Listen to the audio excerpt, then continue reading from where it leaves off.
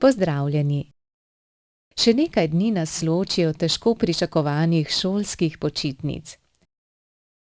Preden se bomo dotaknili smiselnosti nagrajevanja šolskega uspeha, bomo v drugem delu oddaje Vzgoja otrok nam ne gre, nam gre od rok, s specialnim pedagogom Markom Juhantom spregovorili še o nujnosti postavljanja jasnih meja v vzgoji ter ukrepih oziroma kaznih, če otrok prestopi meje dovoljenega. Meje je tisto, kar je dovoljeno. Ne tisto, kar je prepovedano. Tisto, kar je dovoljeno, kar je za nas normalno. Otrok potrebuje meje zato, da je ustvarjalen in da je srečen. Glejte, če vzamemo čisto majhnega otroka, ki ima poganjavček in ga naučimo, da se vozi, to je izobraževanje. Ja? Ko mu postavimo mejo, do kje se sme peljati, to je vzgoja. Nakar pride soseda in pusti vrata odprta, pozabi zapreti. In otrok se vozi mimo vrat, levo in desno, ne vozi več čez lužo, ker samo to razmišlja, se je lepo vzgojen, že ve, da ne sme zapeljati ven, ampak ves čas razmišlja, kako fino bi se bilo zapeljati ven, pa po klancu dol.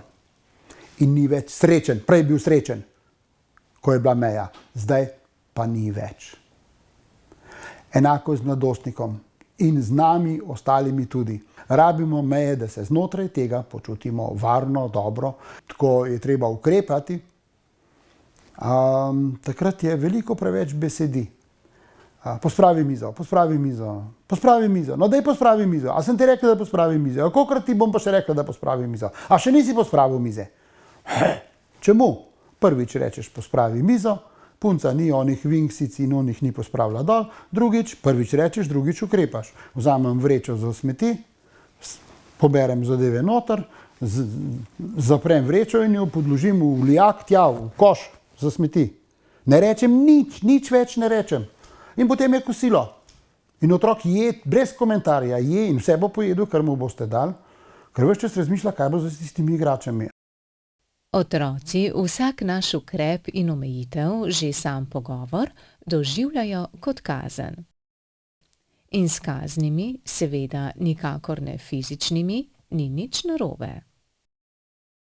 Najhujša stvar, ki sem jo jaz naredil, je bila to, ko sem v bistvu kamne metal iz balkona, pa sem razbil šipo. Kazen sem dobil, da sem bil 1 let brez elektronike, pa rabil sem iz mojih sredstev, ki sem prevračeval, da denar za novo šipo, za avto. Zdaj smo pa eno novo pravilo dali hišno in to, da vsakič, ko se bomo zadrli, pač, ko se s sestricami kregamo, če se zaderemo ali pa če se z mamico pa z očem prepiramo, če se zaderemo, dobimo 1 piko. In pa mami reče, če je toliko pa toliko pik, dobiš to pa to kazen.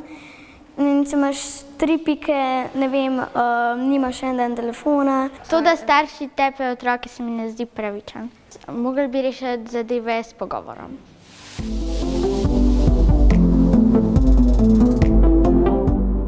Najprej treba razmišljati, kdaj, a je res kazen sploh potrebna, načelno je potrebna. Mnogo ljudi je prepričano, da ne. Jaz sem med tistimi, ki sem trdno prepričan, da kazen je občasno tudi nujna. Bom povedal, zakaj. Najlepše je, kadar naravna posledica otroku dopove, da je nekaj narobe naredil.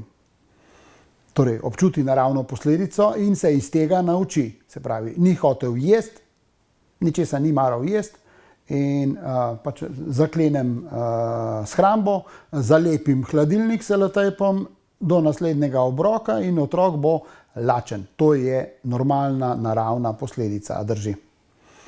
Če se noče učiti, naslednji dan dobi verjetno slabšo oceno. To je normalna posledica. To dvoje si lahko mirne duše privoščim. Ne morem si pa privoščiti, da bi otrok doživel normalno in naravno posledico, če mi teka čez cesto do sosedov, brez da bi pogledal levo in desno.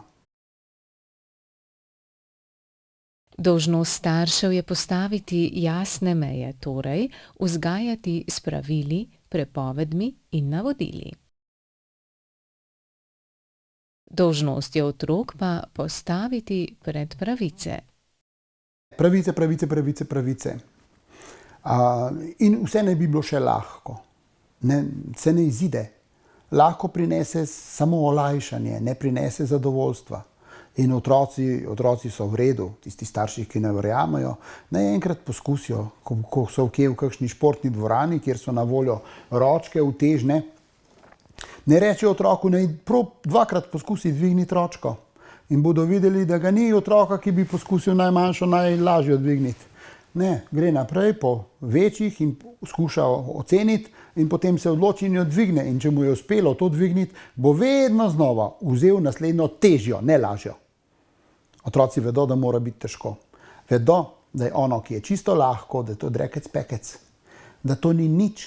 Ne šteje med vrstniki in ne šteje med odraslimi. A mi starši, mi bi ga ščitili, da ne bo revček. Ne? In potem imamo to, kar imamo. Otrok ne samozavesten, ne upa si stvari delati, ne zna zase poskrbeti, ne zna si najti pozicije med prijatelji, med vrstniki. 8-letniki bi morali vsi obvladati pralni stroj in ga obvladajo brez težav, če jih naučiš, seveda.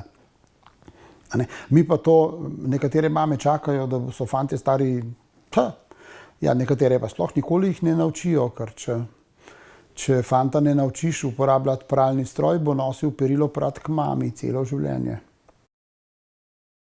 Še huje kot podcenjevanje sposobnosti je, če starši svojega otroka vrednotijo zgolj skozi šolski uspeh. Zdaj, če je uspešen, če je odličnak, je super. Če pa ni odličnak, je pa kaj? Pa za mnoge starše otrok ni nič vreden.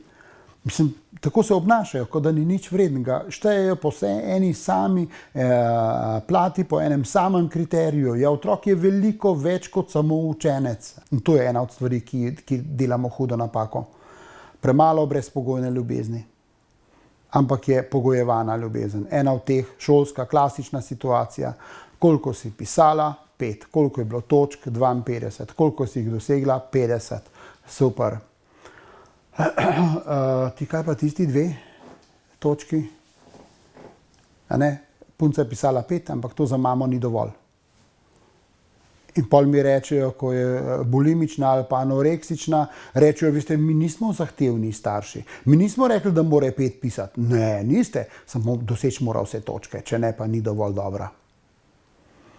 In tole je ena huda stvar, da otroka sprejmem takega, ko je, da so različni in da so dobri in v redu, kljub temu, da so zelo različni.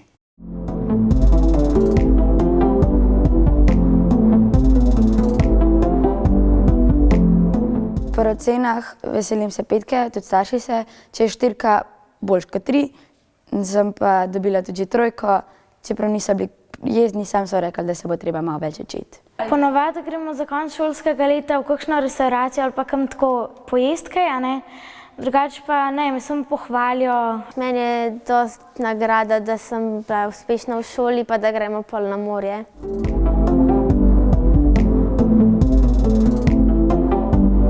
Najboljša nagrada je vedno doživetje. Predpogoj, da je nagrada dobra, je, da se porabi. Mora biti taka, da se porabi. Lepa nagrada za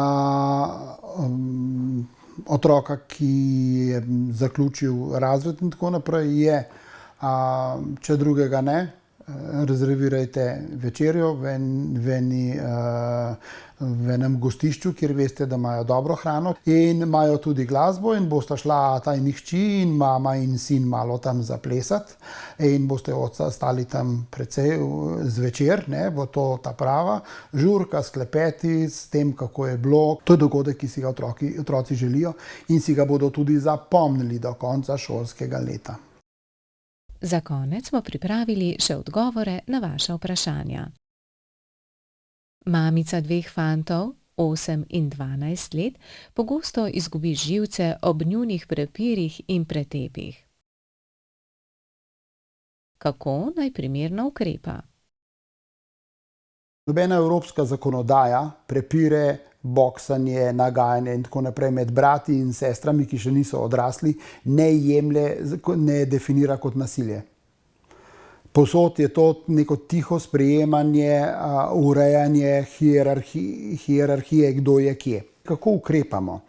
Ena od možnosti, če se tepeta, kregata okrog, preprosta stvar, neke igrače. Oba hočeta isto igračo. Vzamem igračo, jo postavim dovolj visoko na polico in jima povem, zmenita se, kdaj, koliko časa in kdo jo bo prvi uporabljal, kdo jo bo drugi uporabljal. Ko prideta oba k meni in povesta, da sta se dogovorila, dobita igračo nazaj.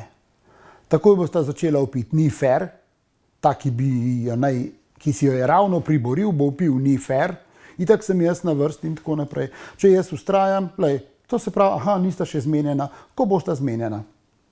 In potem prideta in vedno najdejo neko rešitev. Bosta poskušala tudi med sabo tako potihem, malo pritiskati na drugega in to. Ampak ta drugi bo tudi izvajal pritisk nazaj, se pravi, te moči se bodo merile in bodo verjetno pristale tako, kot je v naravnem stanju. Eden je res malo močnejši, ne fizično, ampak tudi psihično, od drugega in bo mogoče imel malo prednosti, ta drugi bo imel pa kasneje pa lahko morda dlje časa. Tako, včasih starši tudi umetno povzročimo težave. Če imamo dva poba, ki imata iste interese in pol kupimo en plav helikopterček, pa enega rdečega in oba hočeta rdečega, kupite dva plava ali pa dva rdeča, pa je zadeva rešena. Nina, mamica 5 otrok, sprašuje, ali je normalno, da so njeni otroci na obiskih ali rojstnih dnevih zabetonirani pred televizijskim ekranom. Doma sicer redko gledajo televizijo. Tam, ko je več stvari na voljo, jo bodo vedno znova uporabljali. Seveda je zanimivo za njihove otroke, da vidijo potem televizijo, drugo, tretje, da je tega toliko več. In tudi za tiste, ki vidijo, da ti otroci tega ne poznajo in jim grejo razlagati. In oboji se počutijo pravzaprav zelo dobro. Le zakaj bi to porušili? Le zakaj? Ker pa ne more to postati navada, lahko je želja. Lahko je želja po nekem selektivnem, kasneje, če imajo televizijo, če jo kdaj gledajo, bodo prišli na to, da bodo pač skupaj pogledali program. Ne smejo nikoli dovoliti, da otrok se usede in lista 110 kanalov, proba kaj, kje je. Odpade. Pač pa po programu zanima me tole, ne vem, fanta zanimajo morski psi, to je nekaj, morski psi, ne, in vidijo, dajo morski psi, to bi pa jaz rad pogledal. Lahko pogledaj takrat, danes ob vseh teh tehnoloških možnosti, lahko si pogleda kdaj kasneje in veš, kdaj to je. Tole je lahko tudi odlična nagrada, ker to je doživetje za tacega fanta, ki ga to strašno zanima. S popolno omejitvijo povzročiš še večjo lakoto in zahtevo skoraj potem, s tem, da delno dovoliš, omejeno pa zadeve sprostiš in polma lahko oblikuješ dejansko tudi navade. Kaj to pomeni z področja telefonije, pametnih telefonov? Otrok lahko dobi maminega ali očetovega za nekaj minut na teden, ne pa, da ima svojega. To je pa čas šele 15+. O problematiki pretirane uporabe pametne tehnologije se bomo z Markom Juhantom pogovarjali v eni izmed prihodnjih oddaj Vzgoja otrok nam ne gre, nam gre od rok. Vaša vprašanja in vzgojne dileme so dobrodošle na spletna.tv@zveza-gns.si in na našem družbenem omrežju Facebook. Izkoristite počitnice za skupno preživljanje prostega časa na igrišču, kopališču, v naravi, z družabnimi igrami, vsekakor stran od ekranov. Tako boste najbolje spoznali svoje otroke. Bodite jim dober zgled in predvsem verjemite vase in v vaše otroke.